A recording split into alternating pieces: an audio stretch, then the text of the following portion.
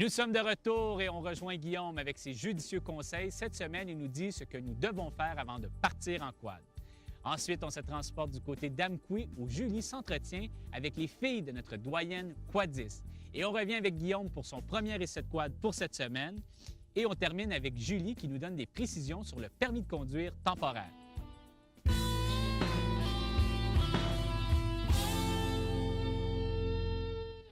Lorsqu'on possède un quad, c'est important de faire une bonne inspection visuelle avant de partir. C'est simple, c'est facile et ça peut nous éviter bien des ennuis une fois en randonnée.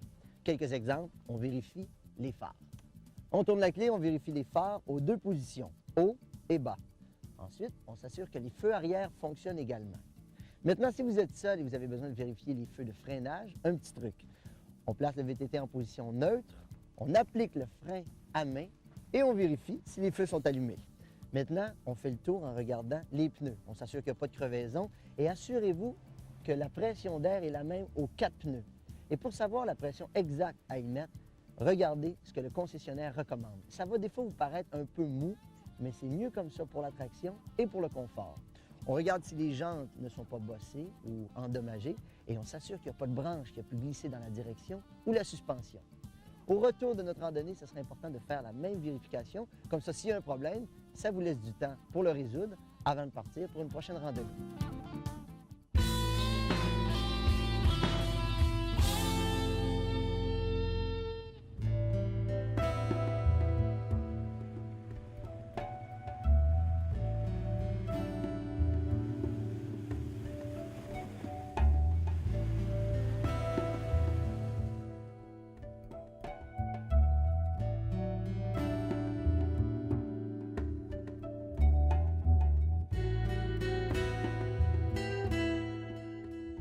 Je suis présentement avec les 3 filles de Madame Potvin. On a Huguette, on a Chantal et on a Francine. Ça a l'air que c'est maman qui vous a entraîné à faire du 4 roues, vous. Oui, c'est réel, parce que c'est elle qui a commencé ça avec Gérard. Puis là, nous autres, on a suivi après tranquillement. Puis là, on aime tout ça. On fait du 4 roues à la gang. Vraiment en famille. Fait que c'est vrai de dire que vous retenez de maman. Vous êtes des cow-boys aussi un peu? Oui, on est des cow-boys, on la suit. C'est-à-dire, on essaye de la suivre parce qu'elle est dure à suivre. Bien justement, qu'est-ce que ça fait d'avoir une maman qui a 83 ans puis qui n'a pas de limite à faire des activités? On peut faire n'importe quoi. En tout cas, moi, par expérience, je trouve que ça nous donne une très bonne leçon de vie parce que moi, je trouve ça spécial de pouvoir vivre une expérience comme ça avec ma mère.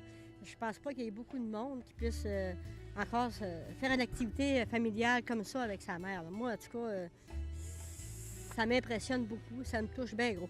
Puis je suis fière de ça aussi. C'est le fun, puis ça a l'air que aussi que grand-maman, elle s'endort sur le 4 roues des fois. Faut l'attacher. Une affaire. Gérard, une fois, je me suis endormie, Gérard m'a attaché avec une corde. Pas une perte.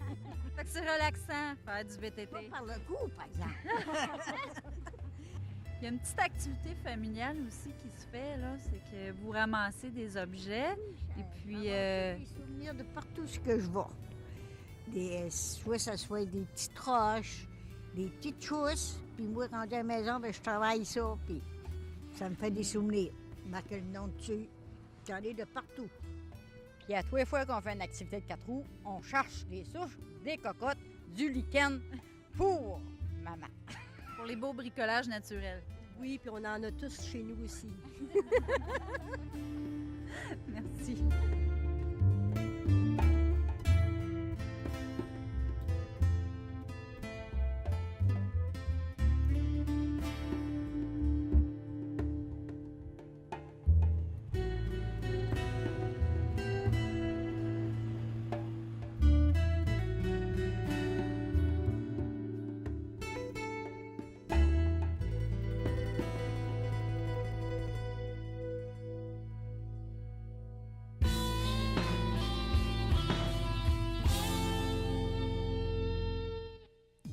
La réputation de Yamaha n'est plus à faire pour ses moteurs performants.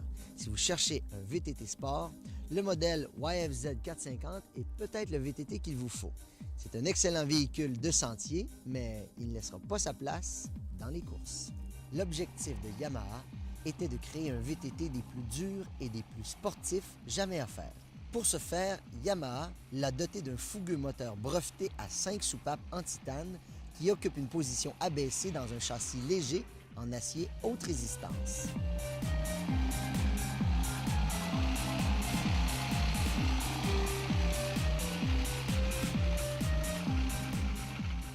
Le YFZ 450 s'avère tout simplement un des VTT les mieux équipés pour la compétition.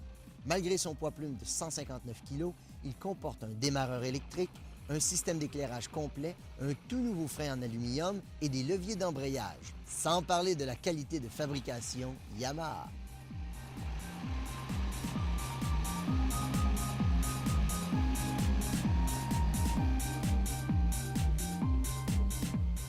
En plus de ces caractéristiques, vous pourrez également ajuster la suspension et choisir vos couleurs entre bleu, blanc ou jaune et noir, disponibles bientôt.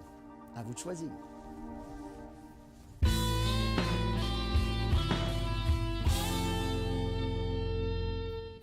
Saviez-vous que le permis d'apprenti conducteur d'automobile ou le permis temporaire n'est pas reconnu par la SAC pour longer ou traverser les chemins publics en quad? Pour ce faire, vous devez absolument obtenir votre permis de cyclomoteur ou d'automobile.